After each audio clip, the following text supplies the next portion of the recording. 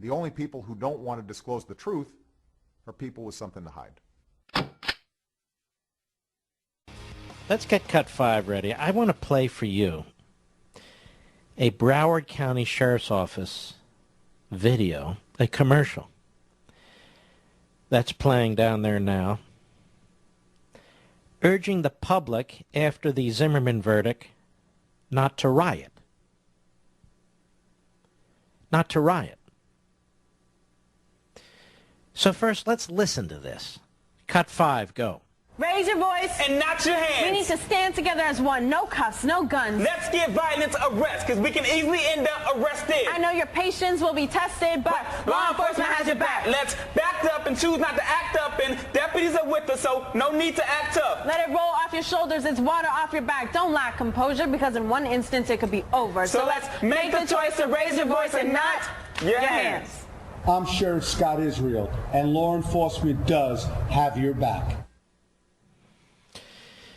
Is this America? I mean, what is this? So the anticipation is that if Zimmerman is found not guilty of second-degree murder or the lesser-included offense, manslaughter, after a full trial where the state of Florida has thrown everything it has at the man, which is really nothing, under the elements of both of those crimes, and a defense raises all the things that you can raise in a defense, which they are, that after that process is done and a jury makes a decision, if the outcome isn't as some people want, they're going to riot, including use guns.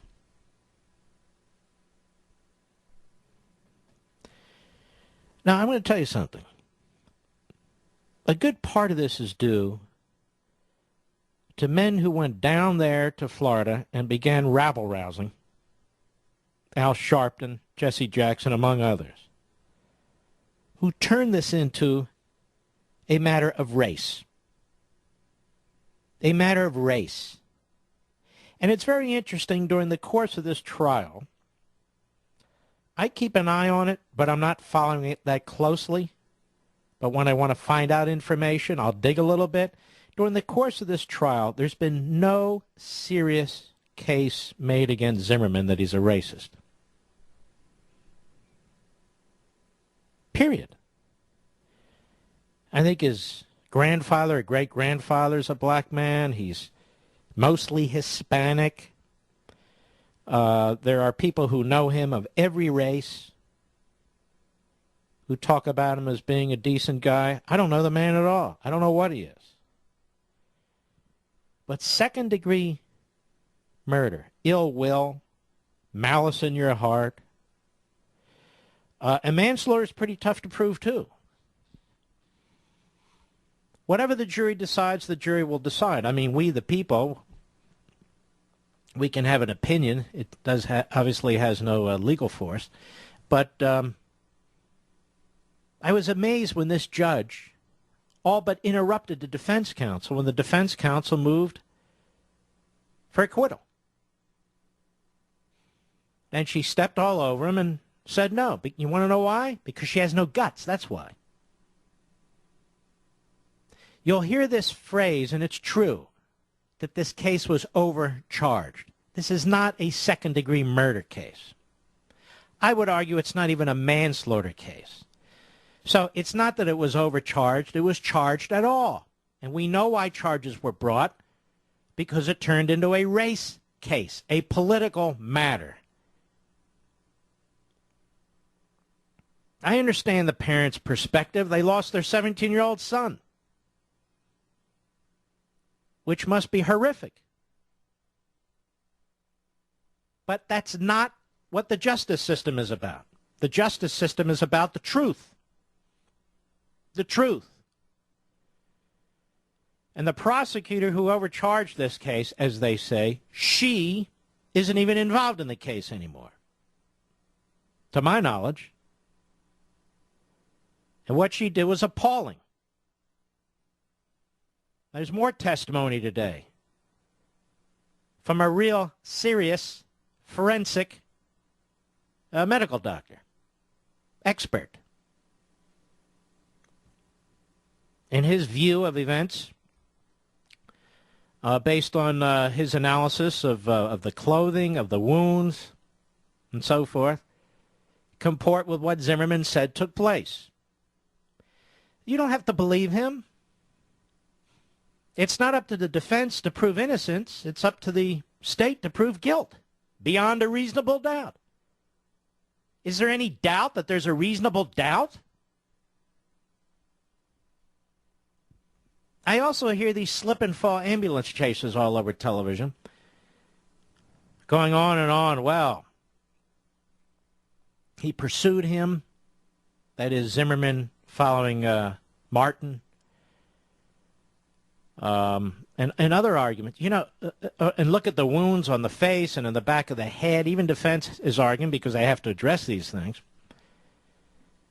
You do understand, folks, that you are allowed in most states to defend yourself without having your head banged against the concrete ground or your nose broken.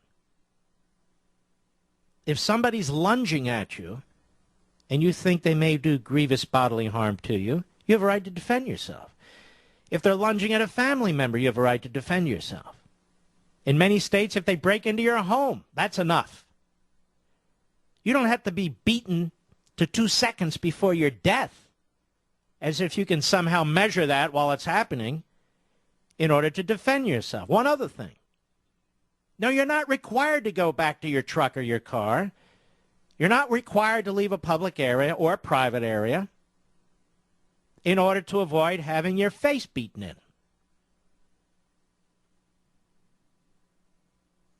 Zimmerman, I say I have no special brief with this guy.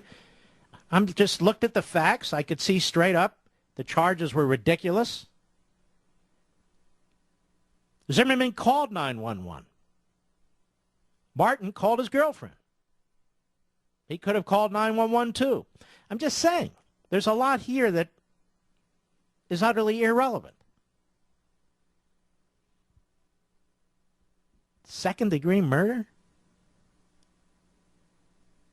And now, if the jury acquits on second-degree murder or manslaughter, should that be the case, there might be riots. Riots about what? I mean, I don't think we believe in this kind of mob stuff, do you? And yet I blame the hustlers out there and I blame the politicians. I'm going to give you another example.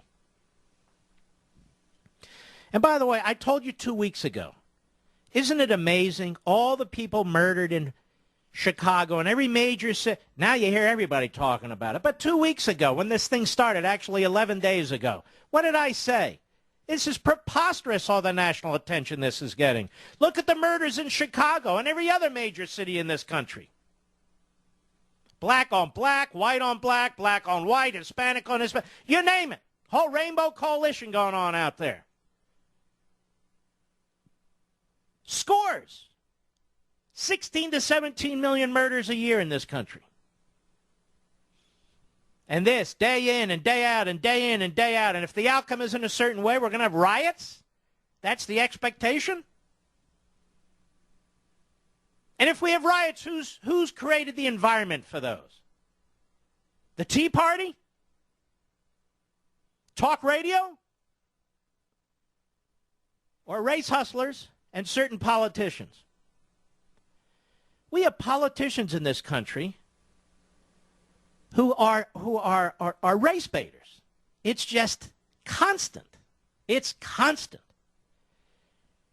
And as I said 11 days ago, and I'll say it again today, it is amazing to me. Most of the people sneaking over our border to come in this country illegally are not white people from Sweden. They're minorities. Most people coming into this country illegally are Hispanics.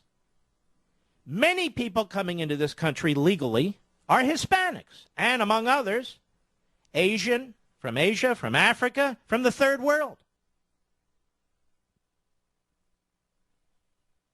If the nation is so racist, if the white people, this is the way people are talking, it's like the 1950s here. If the white people are are so horrible, putting it to the minorities in this country. Why are people coming into this country by the tens of millions in violation of our laws? I want you to hear this. This is Eleanor Holmes Norton, the delegate from the District of Columbia. I just want you to hear how people talk. It's so outrageous to me. It's so disgusting. Hat tip CNS News, cut 3, go. But I was shocked, quite frankly, by all the, speaking of Texans, those hundreds, if not thousands of Texans who were in the state capitol all up and down the stairs cheering her on. I didn't think there were that many Democrats left in Texas. Oh, yeah, and you better watch out because Texas is going to, when Texas goes full-blown, they better the Republicans better have it good now because they're not long for this world. Meaning what? Meaning that the growth of the Hispanic population is going to mean the end of this section, this southern section white party of old men, and they know it. It was an odd. See, this is who talks like this? Democrat officials, senior officials.